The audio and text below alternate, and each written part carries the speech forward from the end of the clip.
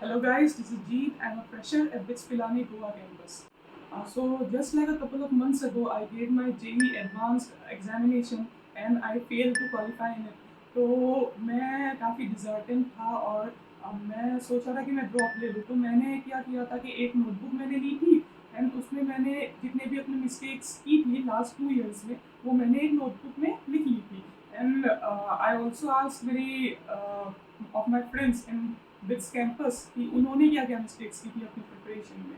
So in this video we are going to talk about the top 5 mistakes that you should avoid. In fact, you must avoid in your JEE advanced preparation.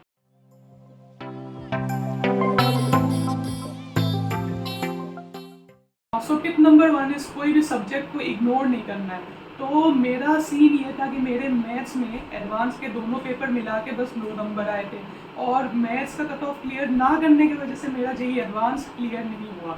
और मैं अपने hostel के काफ़ी लोगों से मैंने पूछा कि वो एक क्या मिस्टेक है जो तुम नहीं करना चाहोगे अगर तुम्हें जेईई एडवांस के लिए फिर से प्रिपेयर करना होगा। तो मैक्सिमम लोगों ने ये बोला कि मैं यार केमिस्ट्री में थोड़ा ज़्यादा फोकस करता, मैं यार मैथ्स में थोड़ा ज़्यादा फोकस करता, मैं फिजिक्स में थोड़ा ज़्यादा फोकस करता कि उसमें जो भी कम नंबर आए तो वो मैं बढ़ा सकूँ, तो मेरा परसेंटाइल बढ़ जाता या जेईई एडवांस की रैंक बेटर हो जाती। तो मोरलेस सबका यही मिस्टेक था कि उन्होंने एक सब्जेक्ट को थोड़ा इग्नोर कर दिया।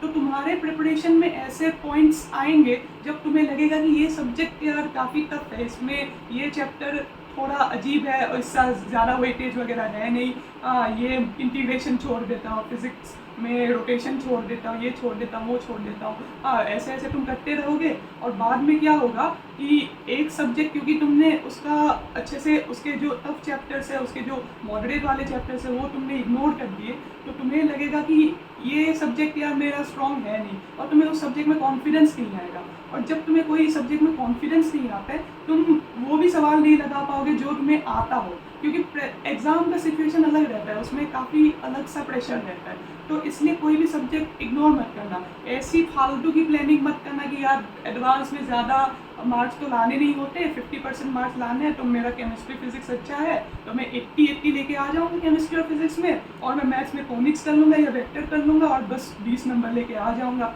ये गलती भाई नहीं करनी है।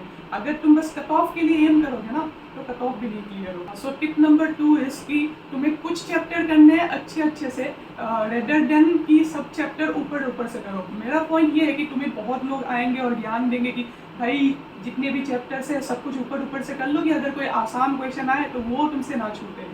तो इन ये जो टिप है ना ये बस मेंस के लिए काम करता है या बिटसेट के लिए काम करता है। एडवांस में ऐसा रहेगा ना कि कोई अगर क्वेश्चन बहुत ही आसान है तो 99% चांस है कि उसमें कुछ लोचा है, और तुम अगर कोई चैप्टर अच्छे से करते नहीं हो ना तो उस चैप्टर में कॉन्फिडेंस नहीं आता है और तुम आसान क्वेश्चन भी तुम्हें करने में एग्जाम सिचुएशन में डर लगेगा। तो ये मत करना कि सारे चैप्टर करने जा रहे और सब कुछ ऊपर से कर लिए कि बस फॉर्मूला बेस्ड क्वेश्चन आया तो मैं कर लूँ, तो ये मत करना।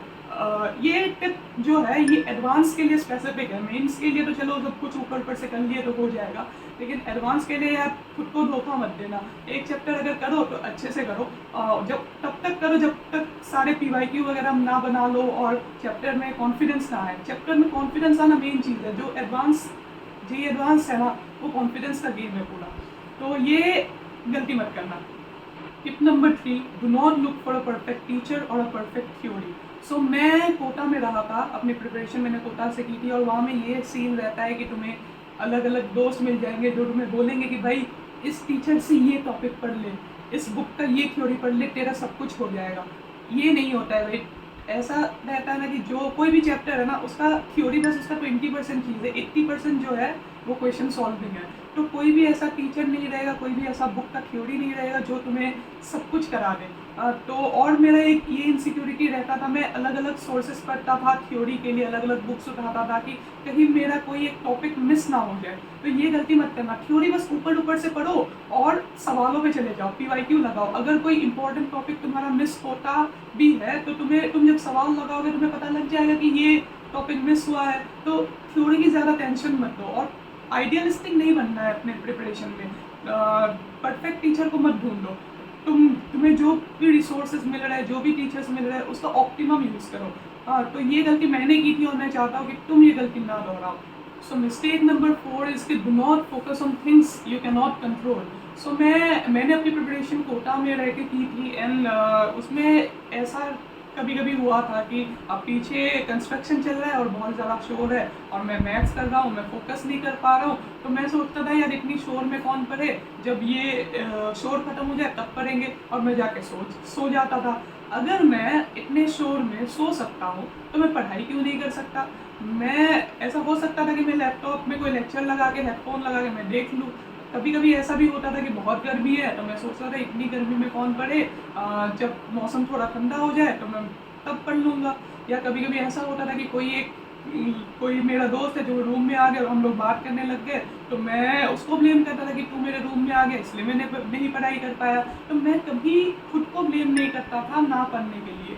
तो ये गलती मत करना। अगर तुम किसी भी वजह से नहीं पढ़ पा रहे हो ना, तो एक्सटर्नल फैक्टर्स को ब्लेम नहीं करना होता है, खुद को ब्लेम करना है, क्योंकि अभी से तुम्हें अपनी रेस्पॉन्सिबिलिटी खुद लेने की आदत डालनी होगी। सो मिस्टेक नंबर 5 इज कि do not do over planning. तो मैं ये करता था कि मैंने एक टाइम टेबल बनाया, एक प्लान बनाया, उसको मैं 2 दिन तक फॉलो करता था, उसके बाद अगले 2 दिन फॉलो नहीं करता था, और वो 2 दिन फॉलो नहीं करने की वजह से मेरा जो अगले 1 महीने का प्लानिंग था सब कुछ ख़राब हो जाता था, तो मैं दूसरा प्लान बना लेता था।